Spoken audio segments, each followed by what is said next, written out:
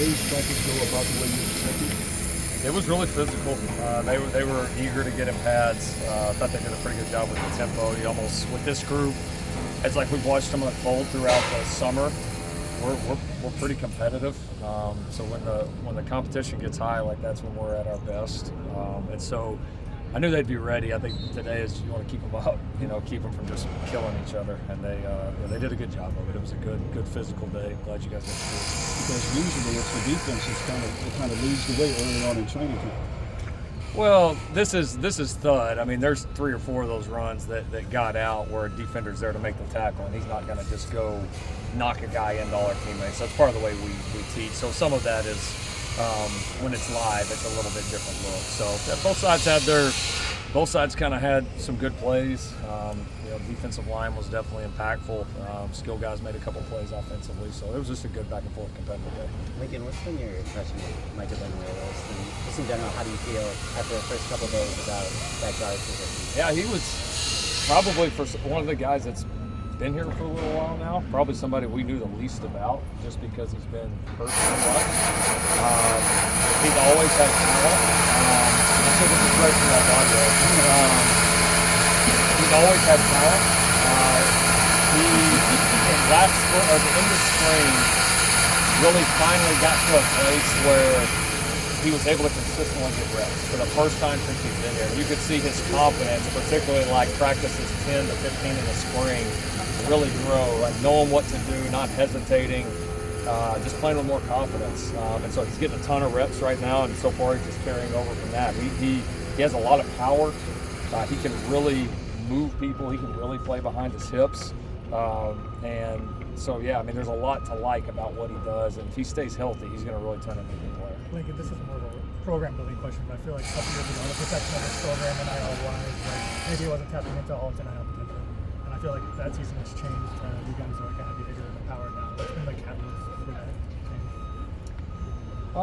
Yeah, I mean, I think it's a lot like, USC as a whole. There's a lot of potential, but until potential is one thing, it's actually seeing it all come together.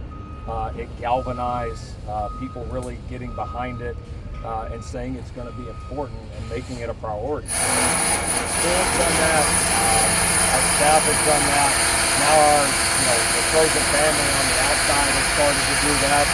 And again, this is just the tip of the iceberg. Like it gets better from here. And so I think that's part of the excitement that brought a lot of us here, and it's fun seeing all these things starting to come together, and you start to get a taste of the power of this place. What have you seen from Lonnie and Kalen so far? Lonnie and Kalen are battling. They're 2 of our more physical guards. So those guys, Banuelos, Streeter, Makai Sena, those have been the main guys that we're looking at guard. First day in pads today, obviously, so excited to get in there and watch the tape. But I know we have some power in that group, the ability to move people. Have some depth, some competitive depth. We'll be looking for consistency to decide who we end up going with. Tobias Raymond mentioned when he came here, he was pretty quiet, not really confident in himself. He said a lot of guys have said that's changed. Have you seen that change over the course of the sure. Yeah, I would put him in the category of like Devin Tompkins in terms of just the transformation is radical in every way, like physically learning the game, finding kind of their voice and their confidence. Guys that came in as like really undeveloped, really raw, quiet. There's those kids that are now alphas. And they're alphas, not just in their position group, but in the entire team. They're both really, really smart. They both play really, really hard, work really hard. They're very humble. They stayed patient even when it wasn't their time early. And now they've turned themselves, both of them, into 2 of the best players on the team. Coming out of spring summer, a couple of names you talked about, coaching staff talked about Elijah Hatana. What have they showed you this season? Yeah, I think the offseason benefited those guys. I mean, those were guys we identified that they got the talent to be able to help this program pretty early. And it's great having guys like that for spring, because then you can go through it, they can give a feel what the competition's like, and then you can go back in summer and say, all right, I need you to work on these things, and they see it, right? They lived it, actually. And so, yeah, I think you can just see the benefits of the off-season. I think they're both stronger, more confident in their assignments. Excited to watch those battles unfold throughout camp, because they both got a chance to factor in. Lincoln, I'm sure you can't comment on the specifics of DJ Winfield's litigation, but can you tell us how he's doing, like mentally, emotionally? It's got to be a tough time for him. Yeah, he's not doing very good, you know, and I'm not supposed to comment on these things, but it's I mean, what's happening with that, and not just DJ, across the country, just isn't right.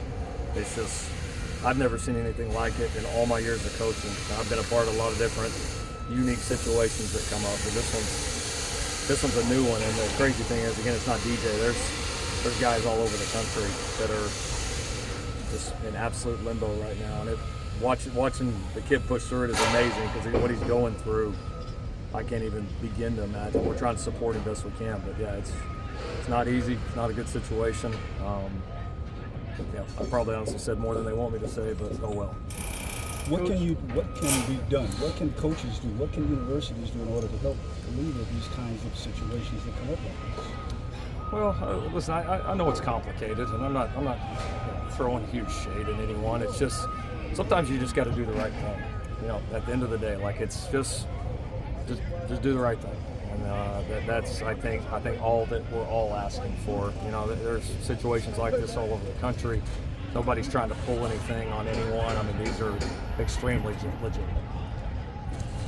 Coach, are you changing anything as a coach this year to make sure the team secures leads in the fourth quarter? Of course, last year the team had multiple fourth quarter leads that they ended up blowing. What's different this year?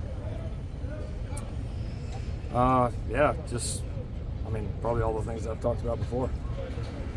Do one more? Jaden told us he went to 3D to work on his mechanics fundamentals this summer.